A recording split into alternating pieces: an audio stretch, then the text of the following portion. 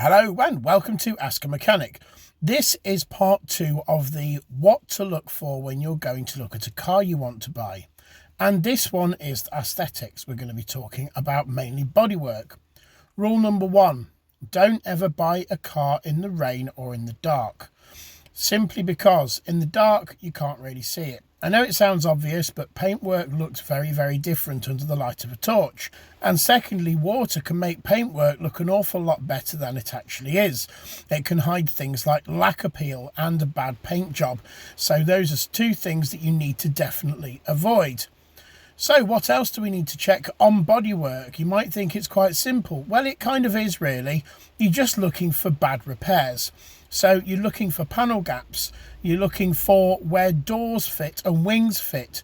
You need to make sure the gaps around them are all even. If one part of the wing or the door is closer to the panel next to it than the other part, the likelihood is it has been in a shunt and not repaired properly. You also need to be checking for poorly repaired rust. Now, rust can be an absolute pain to get rid of. So the easiest way for a lot of people to do it, if there's rust on a car and they're trying to sell it, just cover it up. I wouldn't recommend that because people who know what they're looking for can see straight through it. I would make sure you take a magnet with you. Why you take a magnet with you? Well, that shows which areas of the body are filler and which areas are metal. Generally speaking, when you have a professional bodywork repair done on a vehicle, the body filler should be so thin that the magnet will still stick to the panel. If the magnet does not stick to the panel, then it's got filler in it. Just bear in mind that some vehicles these days do also have plastic and fiberglass panels, so obviously a magnet is not going to stick to those. Another thing to check for is make sure the paint actually looks like paint. A lot of people tend to try and fill in sills and other areas of rust with things like paper mache and newspaper and any other menagerie of things that you can think of.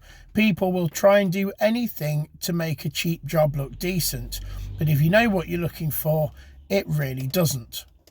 Normally, if you just tap on the panel that you suspect might be dodgy, you can hear the difference between a metal tap and the thud of a material such as expanding foam, which is something that a lot of people have started to do on sills. Another telltale sign will be back what we said about the pre-flight checks.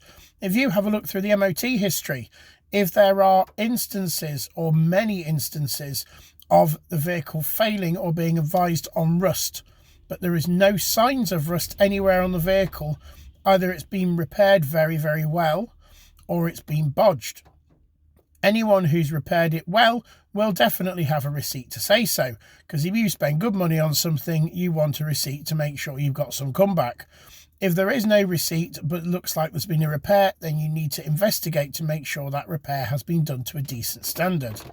Another thing to check is wheel arch gaps. So if you have a look at the back and the front wheels, the wheels should sit more or less centrally in the arch. If the wheels look like they're sat more to the back or more to the front of the arch, then the chances are that the arch might have moved or a part of the suspension is bent. Well, how could the arch move? The arch can only move if the actual chassis or tub of the vehicle is bent and hasn't been straightened on a jig.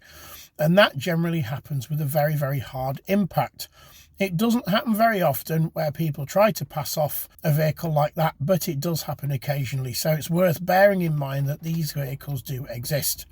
Again, if you're looking at a vehicle that you suspect might have had a dodgy repair, send me some photographs or drop a comment and I'll see if I can advise you. Bye for now.